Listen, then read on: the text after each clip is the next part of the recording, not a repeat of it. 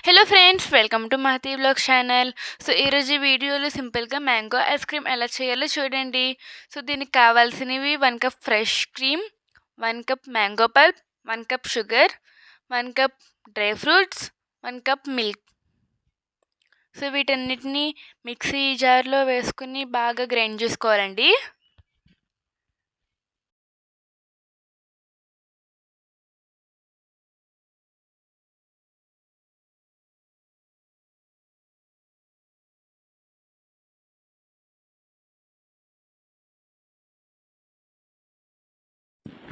ఈ పేస్ట్ని బాక్స్లోకి తీసుకొని నైట్ అంతా ఫ్రిడ్జ్లో పెట్టుకోవాలి. గార్నిష్ కోసం డ్రై ఫ్రూట్స్ వేసుకోవచ్చు. So delicious ice cream ready. Okay friends, ఈ రెసిపీ కనుక నచ్చితే మీరు కూడా ట్రై చేయండి. నా ఛానల్ని సబ్స్క్రైబ్ చేసుకోవడం మాత్రం మర్చిపోవద్దు.